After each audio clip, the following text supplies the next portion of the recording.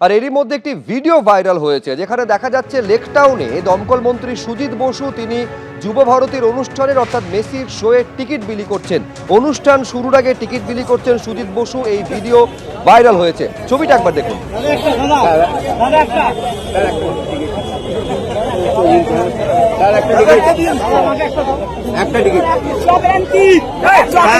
সুজিত বসু স্যারের কাছ থেকে সবাই টিকিট নিচ্ছে, দেখুন। স্যার আমার একটা দিন, স্যার স্যার আমার একটা দিন, স্যার আমায় দিন, স্যার স্যার আমায় দিন একটা, স্যার।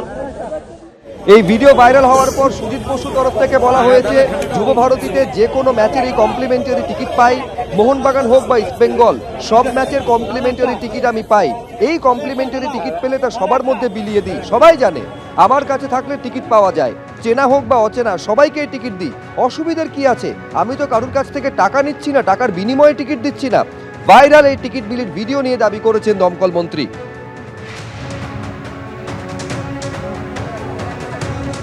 আর এ নিয়ে বিজেপির কি প্রতিক্রিয়া দেখবো।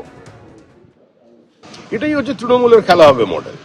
আর একা সুজিত বোস কেন, অনেক মন্ত্রী অনেক নেতা পাস বিলি করেছেন, টিকিট বিলি করেছেন।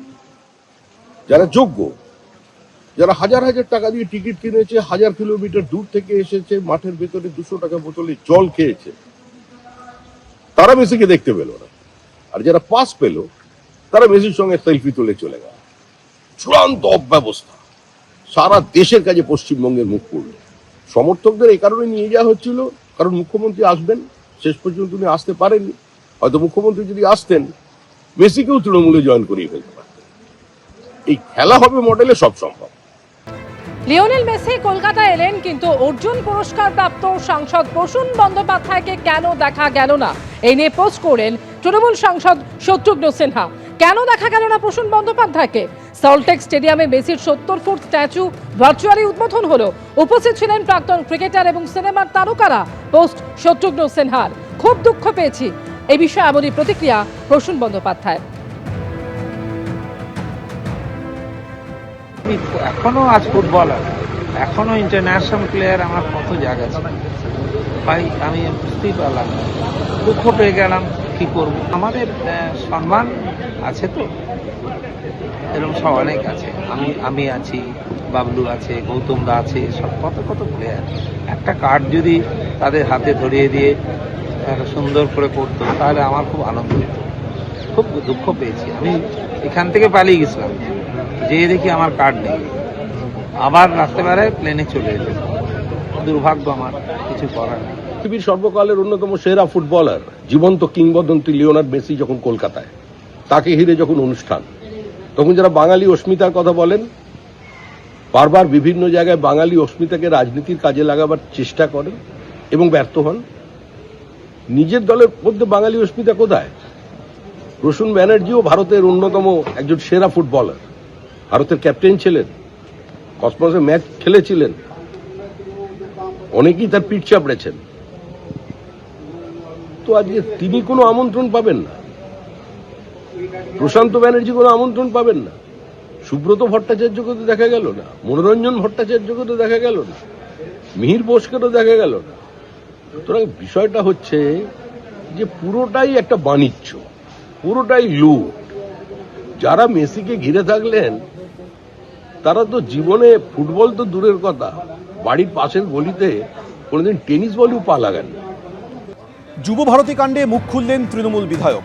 মেসির গায়ে গায়ে সবসময় থাকতে হবে এটার দরকার ছিল না, অনেক চেষ্টা করেও মেসিকে দেখতে পেলাম না। বিধ্বস্ত যুব ভারতীর ছবি পোস্ট করে আক্ষেপ মনোরঞ্জন ব্যাপারীর। চূড়ান্ত অব্যবস্থা, যা হলো তা বাংলার জন্য সম্মানজনক নয়। হুটখোলা গাড়িতে মেসিকে ঘোরালেই এটা হতো না, বিরোধীরা হাতে অস্ত্র পেয়ে গেল, বলছেন খোদ বলাগড়ের তৃণমূল বিধায়ক। চূড়ান্ত অব্যবস্থা, দর্শকদের চূড়ান্ত বিশৃঙ্খলতা, সবটা মিলিয়ে যেটা হলো বাংলার পক্ষে, বাঙালির পক্ষে খুব সম্মানজনক কিছু হলো না। যদি একটু একটা হুটখোলা গাড়িতে একটুখানি মেসিকে মাঠের চারদিকটা একটু ঘুরিয়ে দিতেন, পায়ে 4টে বল দিতেন, 4টে লাথি মেরে চারদিকে 4টে বল ফেলে দিত, মানুষের মধ্যে আর এত ক্ষোভ জমা হতো না। একদম মেসির গায়ে গায়ে ঘেঁষে সর্বক্ষণ থাকতে হবে এটা তো কোনো প্রয়োজন নেই। একটা ছবি তুললো, সরে গেল, সারাক্ষণ তার সঙ্গে সেটে সেটে ঘুরে বেড়ানো একদল লোকের যে 500 জন আমার ধারণায় যেসব ছবি তুলে বেড়াচ্ছিল 500 জন হবে। দলের নেতা মন্ত্রী আমি এরকম ভাবে কিছু বলতে চাই না, শুধু এটা বলতে চাই যে এটা একটা সুন্দর ব্যবস্থা করা যেত। একটা উঁচু একটা মঞ্চ যদি করতো, সেই মঞ্চটার উপরে মেসি উঠে দাঁড়ালে তাও সবাই দেখে নিত। আমারও তো খারাপ লেগেছে যে এতগুলো পয়সা খরচা করে গাড়ি ভাড়া করে গেলাম, সারাটা দিন ওইখানে একটু এক ঝলক একটু দেখতে পেলাম না। আমরা আমাদের যে বিরোধীরা তাদের হাতে একটা তুরুপের তাস তুলে দিলাম। বাইরে থেকে বলাটা অনেক কঠিন। আমি স্টেডিয়ামে যাইনি, আগে থেকেই জানতাম এরকম পরিস্থিতি তৈরি হতে পারে। মন্তব্য রাজ্যের ক্রীড়া প্রতিমন্ত্রী মনোজ তিওয়ারি। বাইরে থেকে বলাটা অনেক কঠিন, কেন আমি স্টেডিয়ামে যাইনি। আর আমার পোস্টে আপনারা হয়তো দেখেছেন, আমার আগে থেকে আভাস ছিল কি এরকম একটা পরিস্থিতি হলেও হতে পারে।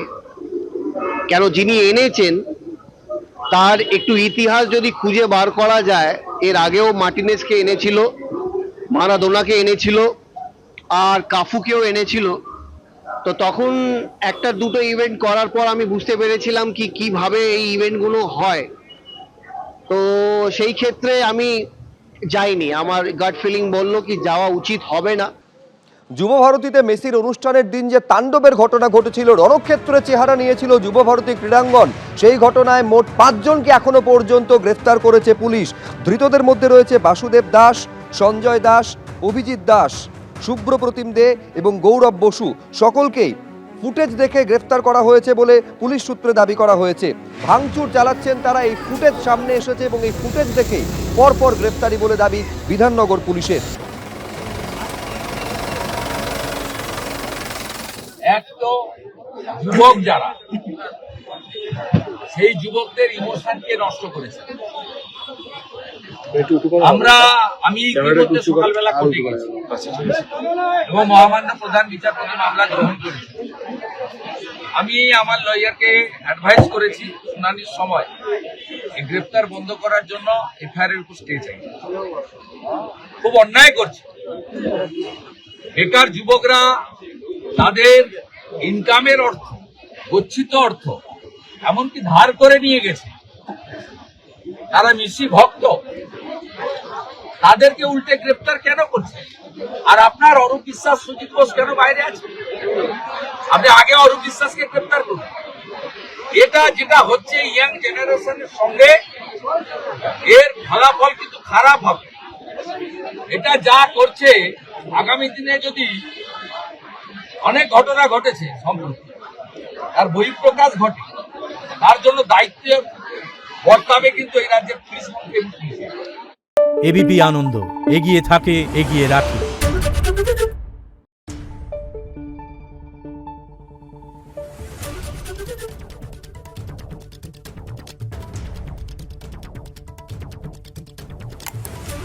Thank you.